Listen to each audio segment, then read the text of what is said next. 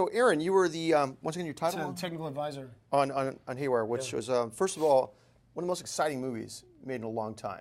Agreed. And the weapons in it were just incredible. And this is kind of an example of some of the stuff that they worked with, or you taught them to work with in the film. Correct. And why don't you just talk to us a little bit about what we have here, basically? Well, it's just Steven Soderbergh brought me onto the film. I'm a former member of the Israeli Special Forces. I was in their counterterrorist unit. And this equipment here reflects the type of equipment that we use in counterterrorism operations. And so everything here is designed to be able to operate in urban environments with a very low amount of visibility. So, for instance, starting from the top here, you've got a guitar bag. The main weapon is the element of surprise. Right. So you see the guitar bag, you don't make a thing of it, but once the guitar bag is deployed, there's a fully operational tactical carbine that's mounted inside the bag, which can be brought out really, really quickly. Where do extra clips go in something like this? Extra magazines would actually go on the tactical vest here. And Okay. that's what this holder would be. So you'd have that on your jacket. yeah, right? this would be on your body right here. And this Right. tactical vest is cut for urban operations. Again, it's designed specifically for. In fact, this is one of the vests that Gina we trained her with. Oh, okay. So this is actually it. How heavy is this thing? It's It's not bad, but it's not fully loaded though It would either. be this heavy once the plate's in. Oh, like this? So yeah, you have. Okay, you have some that's additional the weight. Yeah. And there would be one in the front and in the back. Okay. So this vest would become effectively almost 20 pounds. It would get very heavy, and you could change the configuration accordingly. So you got pistol magazines. You'd have grenades or Glock, flashbangs probably, that would go or- here. This is an HK USB 40, but yes, this is cut for any size style pistol.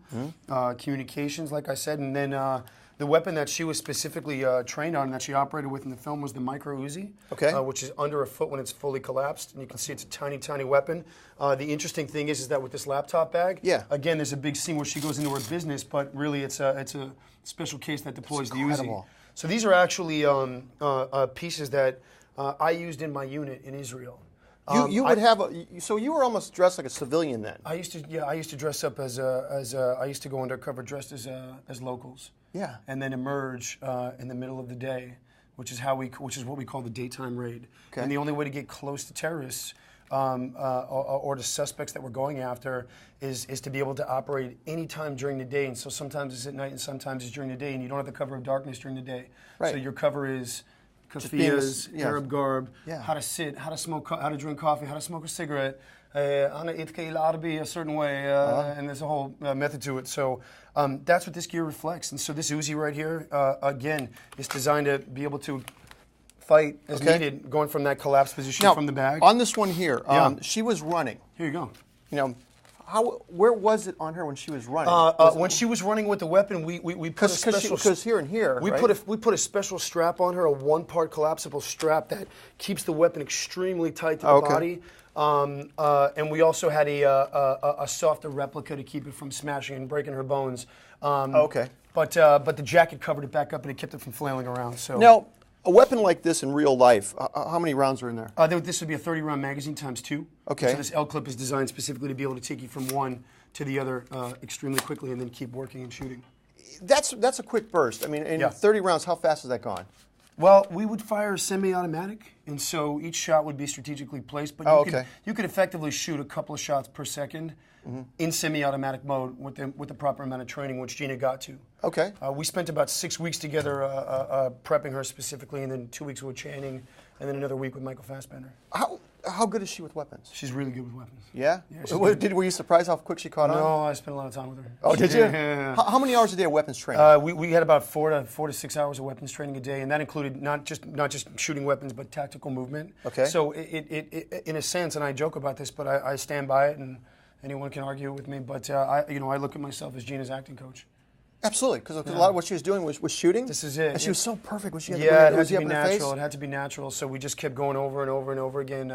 Everything from how to enter a structure, how to clear a structure, how to go to a corner, how to move in twos, how to move in threes. So you gave her more than what she really needed for the role. You gave her the mindset of why. I gave her the mindset of that special operations warrior, so that when she dropped on set, she was a thumbprint of me.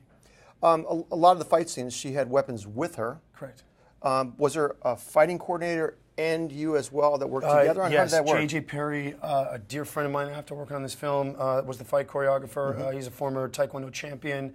The guy's done about 60 movies. Him and I just were like butter.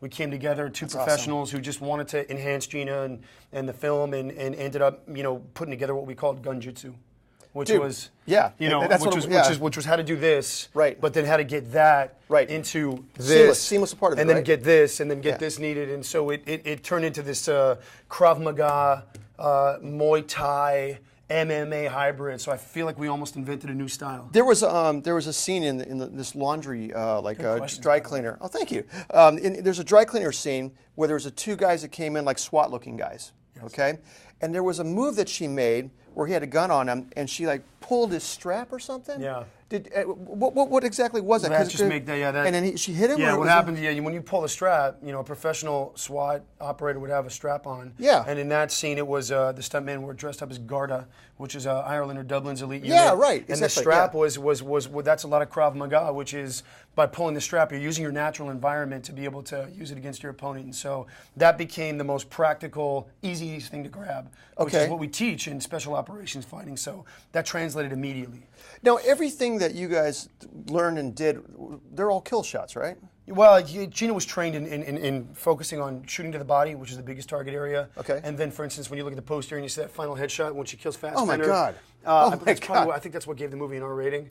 That was, I mean, just the pillows, the flowers. Stephen asked me what she would do next at the end of that fight, and my answer was, well, if he tried to kill her, then she would obviously have to kill him. She got to finish him. And so she did with the pistol, with the pillow, and that was very dramatic.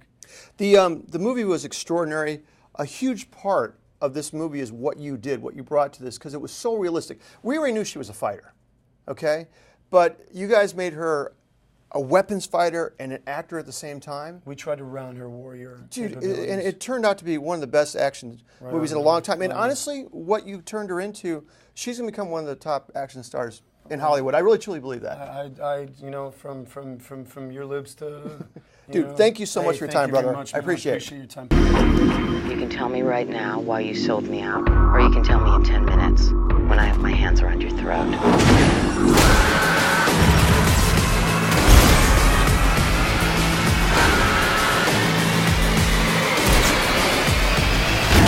Haywire. I've never done a woman before. You shouldn't think of her as being a woman. That would be a mistake.